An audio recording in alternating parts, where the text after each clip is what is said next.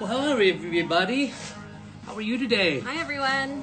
Happy Friday. Happy Friday. Here we are again. Our happy half hour. Hope everybody had a great week.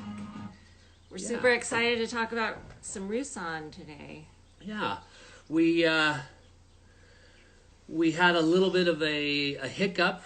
These are inspirational wines, and granted the wines are inspirational, but we're going to start with Roussanne today. Initially, the top Roussanne in our book historically has been the Chateau de Beaucastel Vieille Vigne, which is 100% old vine Roussanne. I had some logistical issues and couldn't get the bottle here correctly, so I reached out to our good friends at Tablas Creek and asked if they might have a bottle of the 2005, which we had at their 30th anniversary earlier last summer. This wine is drinking amazingly, just from over the hill, and I think it is an absolute testament as to how the white grapes can age here in the Western Hills of Paso. Joe, what have been some of your favorites over the years? What else got us there besides Beaucastel? Back in the day when we were first thinking about playing with Roussanne, we had some Lavillon from down there in Ballard Canyon. From Stoltman Vineyards. And that was really delicious, and we just decided that we wanted to take a chance, and we were already playing with lesser known varieties, so may as well like Chardonnay. Follow that path. We were not playing with Chardonnay. That has never been a grape that we've played with, but that's not true. That we've bottled. We certainly have played with it. But Roussanne, there are only 200 acres of Roussanne planted, maybe 300 now planted in California. And to put that in perspective, how many acres of Chardonnay are planted in California? Like 90,000 or something. A lot. I think it's right around there. So, how many of you have had Roussanne before? I bet you everybody. I'm seeing everybody's names. No. I waved. So that being said, Roussanne has its range in the Rhone Valley, northern Rhone in Hermitage, but Marsanne usually takes lead there, and then down in the south of France as well. I think from a grape for this region, it works pretty well. It's a bigger, richer, more textural white wine. It's more of what we would call a winter white. So it's got white fruit, can be kind of marzipan-y. And I think here with the Tablas is kind of cool because of the fact that everybody speaks of Roussanne going through waves. It's good, and then it's not so good, and then it's good again. This wine's in a pretty sweet spot. It's really delicious. Yeah. It definitely has fruit and life and energy. I'm gonna have some more. But I think that's one of the cool things about Roussanne. You know, it's a white grape. We're drinking these chilled right now. It's like 75, 80 degrees, so they'll come up to kind of a more room temperature, which I think is their sweet spot. I really like Roussanne. I like it cold in the summer, but it is a more medium-bodied wine, and aromatically there's so much going on. So when it warms up, it's just really captivating. Hi, Luna. So we had a little bit of the virtual tasting playlist going prior to coming online here. It's a good one today. It's kind of a mix of new artists and older artists, kind of fun. Jason Haas in the house, good to see you. Enjoying your juice, Jason. Cheers. Yes, yummy. So as we move to I kind of felt like Jason there, so let's move to the 17 Roussanne. Our first bottling of Roussanne for Via Creek was 2010. Historically, it's always been from James Berry Vineyard. The 10 is still alive and drinking pretty nicely. Though I'm not sure if it's drinking as nicely as the 05, but we'll leave that up to you guys. 100% Roussanne, all fermented and aged in oak, probably 40 to 50% new oak, some Hungarian oak, some French oak. We like it to frame the wine, as I've mentioned before, but not be oaky. Wines that are oaky have too much oak, but that's a personal preference too. Back in the day, play with Roussanne fermented all in stainless steel, and I don't know. I think that we felt like the oak really helped to bring life to the Roussanne, like the texture. I don't know, it just kind of brought it into goodness. Before we did Roussanne, we actually did play with some Roussanne, but we were trying to make it something that it wasn't here. So in the Savoie, in the French Alps, they make a wine called Bergeron, which I believe Tablas made a long time ago, where they were taking Roussanne, which they call Roussette there, and pick it at a much lower brix. Experience with that for us is that Roussanne here really wants to be more textural, a richer wine. It doesn't want to be squelched down to what we want. We were trying to make it more like Grenache Blanc. And it's not like your fresh summer coiffure like the Grenache Blanc. It's more of your kind of elegant, richer, rounder wine. Justin Gallen in the house. What are you drinking, Justin Gallen? Check out how, I think it's really interesting. I don't know if we can see this. Look at how similar in color. I still have the Tablas Creek in my glass. And it doesn't really look all that different, huh? I bet you Justin Gallen's drinking Agapar Bubbles. But he's not at the beach, is he? Nope. No one gets to go to the beach this weekend. Actually, that's not true. Really? Do tell. We can go to the beach in San Luis Obispo County.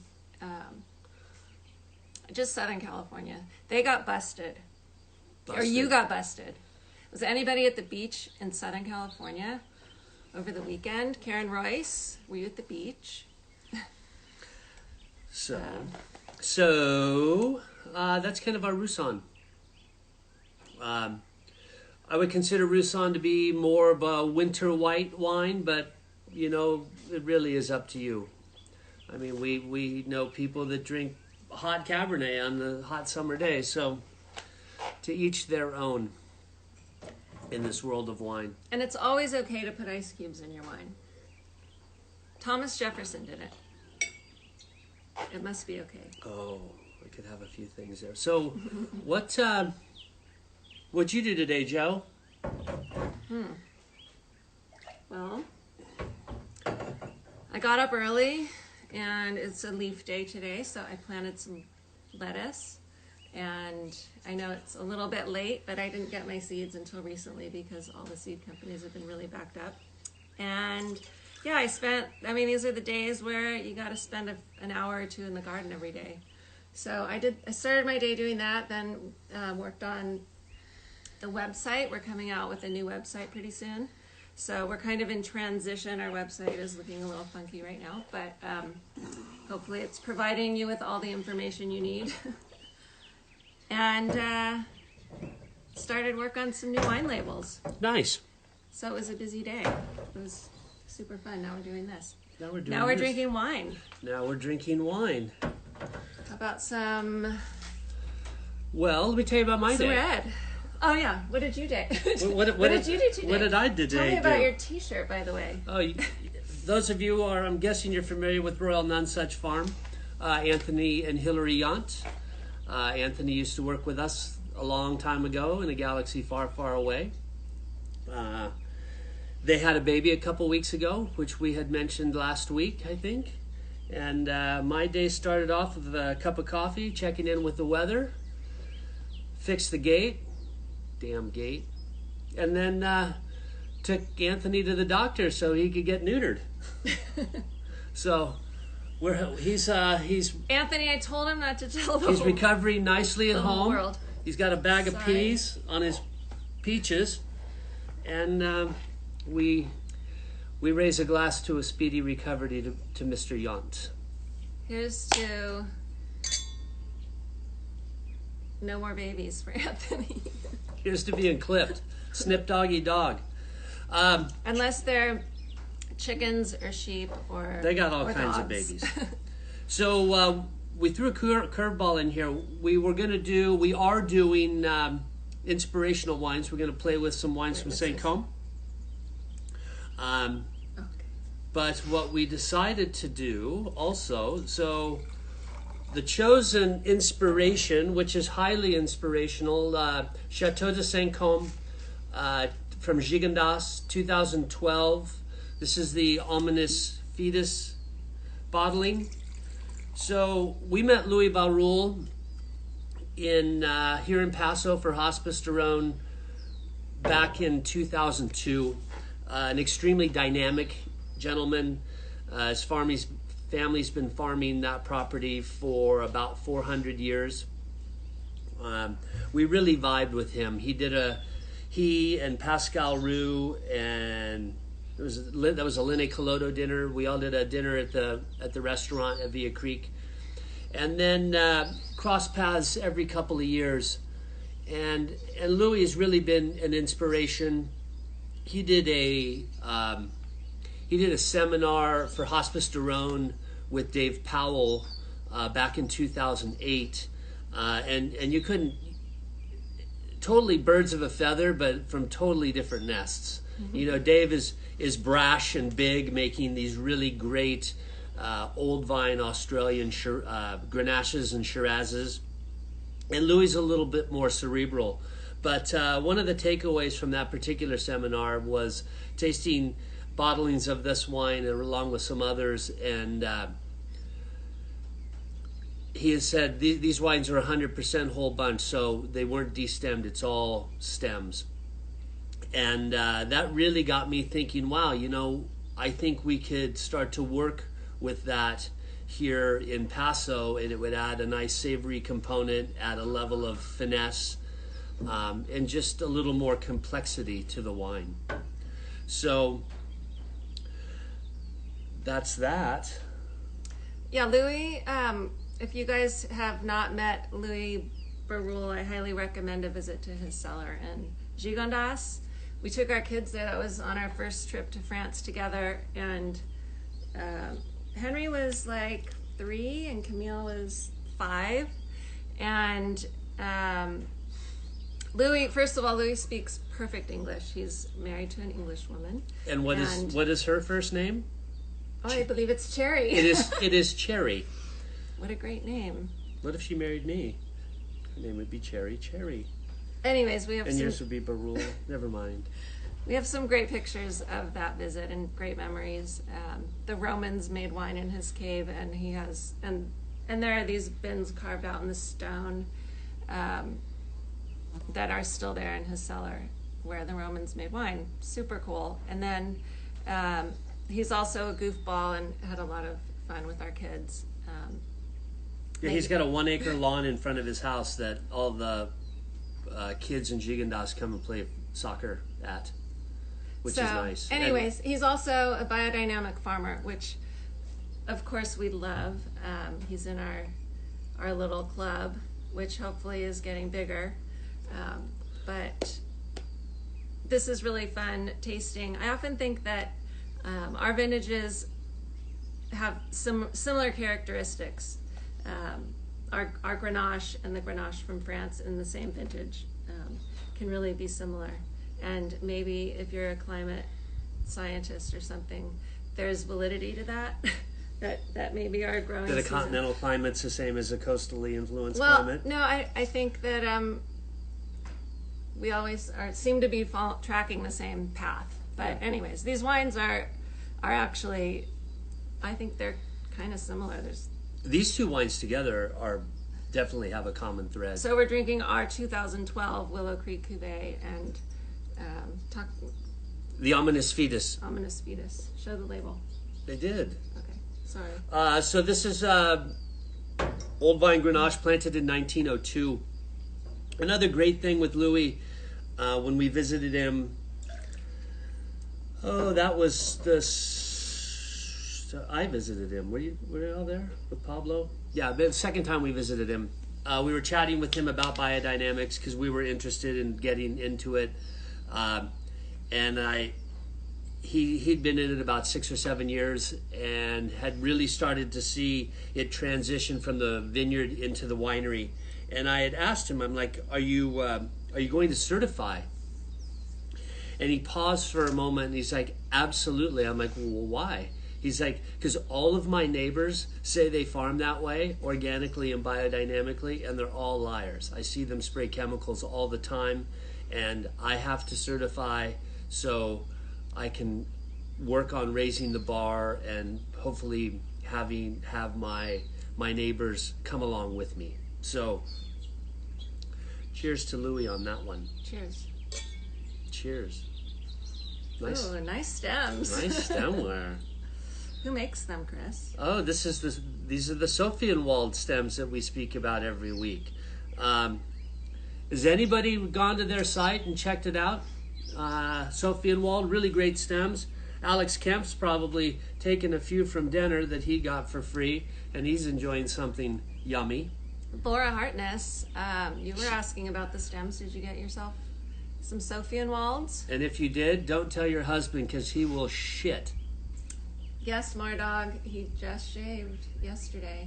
It feels so good. Mm-hmm. We call this blanky head. Blanky head.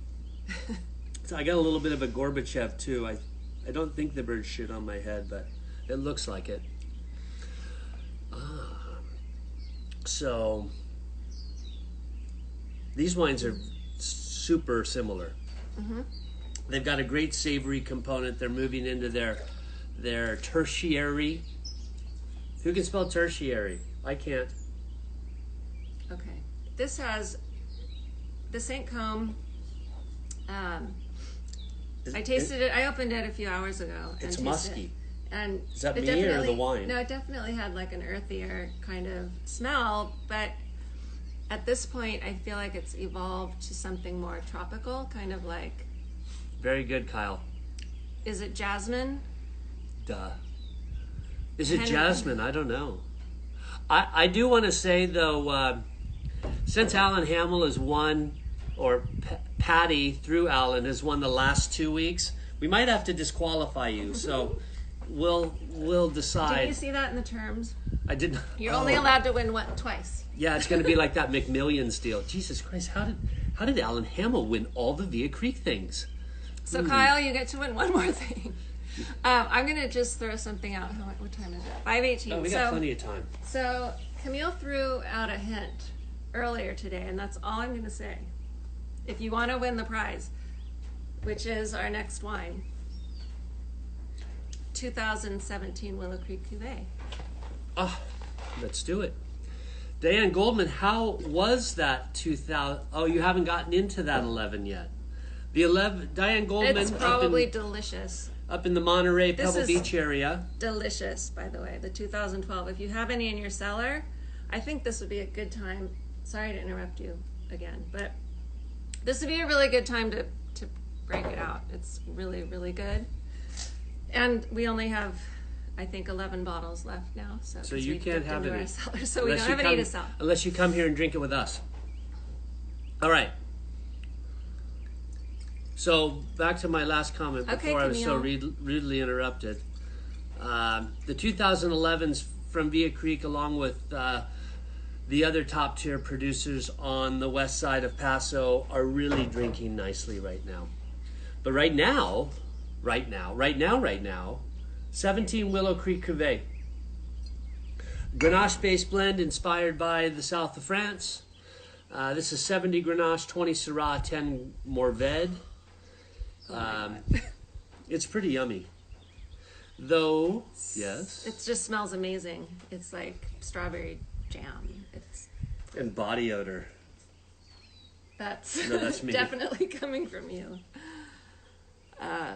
No, it's... Did I interrupt you again? Mm-hmm. Sorry. That's all Well, right. it's okay. You do it to me all the time. 26 years of bliss, right? 26 years? Happiest 10 years of Joanne's life. Alan Hamill. Look at that. Hamills and Goldmans are drinking the same wine at the same time. Rob. Rob, are you drinking 12 Avenger or 12 Willow? Talk to me, Rob. 12 Willow, right? I mean, I don't know. That's what we're talking about. I know, but we got a we got an Avenger thread going. Oh, we do. I think we didn't do. see that. I haven't looked. We're gonna start calling Joanne Joanne Nicholson Yummy. as she's sitting here in her shades. It's my luck. You know, everybody has to have their thing. You have your bald head. Oh, okay. I don't Hang have to on. put makeup 12 on. Willow. No. Boom, Willow. So this may be a bit of bad news to you, but this the 17 is the last bottling that we'll be doing of the Willow Creek Cuvée. The main reason is initially when we started that wine, we were sourcing a fair amount of fruit, actually most of our fruit out of the Willow Creek district from Denner Vineyard and James Berry. We have transitioned out of Denner as the Maha has come on, and we get just a little bit of James Berry, and most of that goes into High Road. But we'll be introducing other wines that are similar to that. We just did last bottling of This Way, That Way. Excuse me while I interrupt you. Go ahead. It's just a name change, really. I mean, out of respect for the AVA. We can't bottle a wine called Willow Creek Cuvée that doesn't come from Willow Creek Cuvée, right? And it opens up a door for us to get a little more creative. Create something new and exciting. But anyways, this really Willow, it's 2017 is a great vintage, I think, around here.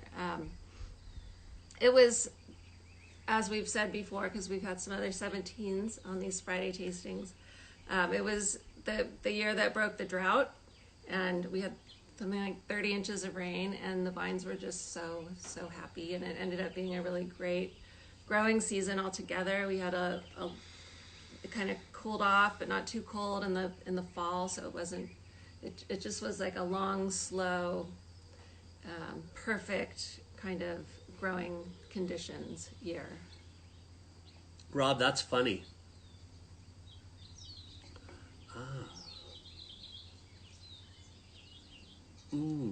Oh, that is a good point. What do you get on the nose? What do I get Chris? Oh, it's musky. It smells like body odor. No, I get some darker fruits, darker red fruits. I get some cinnamon, some camphor, a little bit of anise. I definitely was getting the strawberry, but now, like, on the palate, it is definitely like a medium-bodied wine. It's got a nice texture and it's kind of soft, and the tannins, we've kind of held back a little on the whole cluster fermentation in 17. I want to just try something for a second. Laura Hartness, probably drunk as a skunk, wants to join our video. Works. Hopefully we can shut her down She super might not be fast. paying attention. Because maybe it was an She's accident. Oh, hey, Laura. Wow. She is. There she is. Okay, and enough of that. Hi. Bye-bye. Remove Laura Hartness.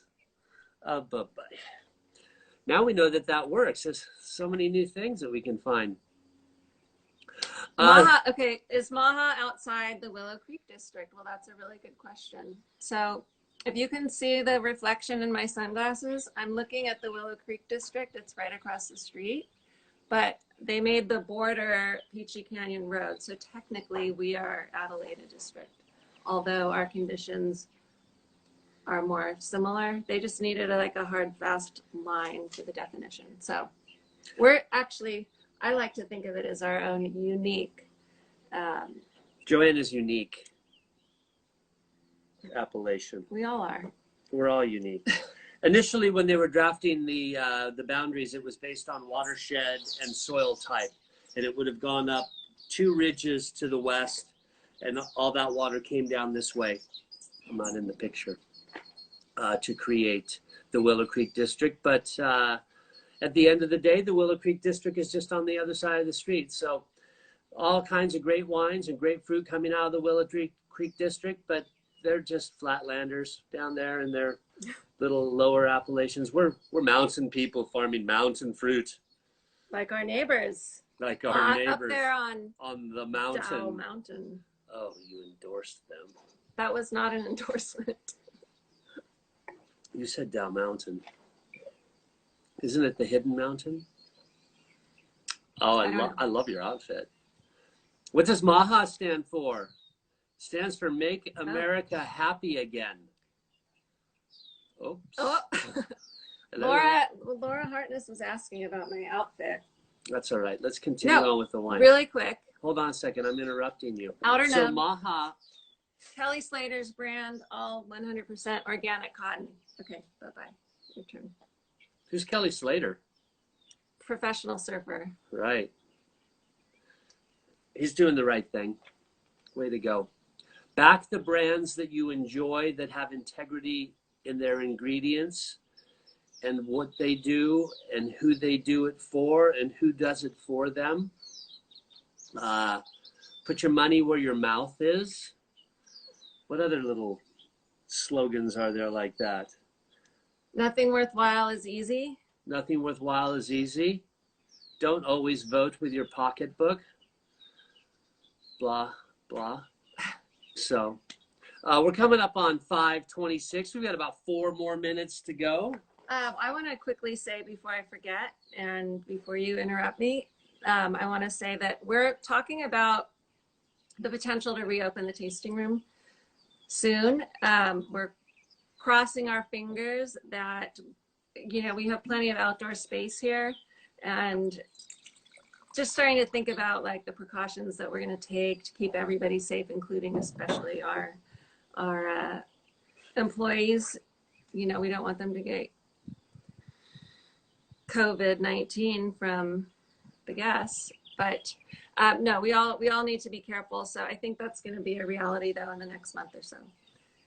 And what? Chris is going like this. Did you have a question? Did you want to ask our folks something? Oh, yeah. So this question was developed by Camille Cherry. This is our trivia question.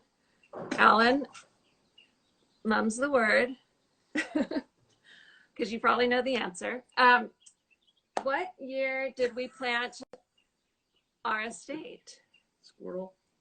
No, I was just looking at the very first block because Camille posted a picture of what year was us the first planting. grapes? Were the first grapes planted at the MAHA estate? That is today's trivia question. Julie C. Gasp, 2012. We've got a winner. Yep, congratulations. Winner, good job. Winner chicken dinner. Kyle Erickson, you're slow to the draw today. So Julie, make sure you direct, Carrie, you're slow contact too. us, DM, I think is how you're supposed to say it. DM us. Oh my God. With your email address, and we'll connect. Okay. Yeah. Get I think back to what Joanne was mentioning with regards to tasting rooms and wineries opening up to the public. We're looking forward to having folks come back to the region and enjoy this beautiful place where we live and enjoy the wines that we make along with all of our friends and peers in the area. But safety will be of the utmost precaution. We don't want to perpetuate paranoia, but we want to make sure that everybody's safe. So I think that being said, we look forward to seeing you here in the very near future. But in the meantime, you can join us here at 5 o'clock every Friday for the Friday Happy Half Hour. Cheers, everybody. Have a great, awesome weekend. And hopefully you can get to the beach. Yeah, so be safe, be well, have a great weekend. And wear your mask. I'm going to flip the camera around and turn the tunes on. Give it a listen. Check it out on Spotify. Check out theperfect.glass.com for Sophie and Walt. Okay, Kelly, we'll check on your order. I don't know where it is. Have a great evening and weekend. Talk to you later. Flip it. See you guys.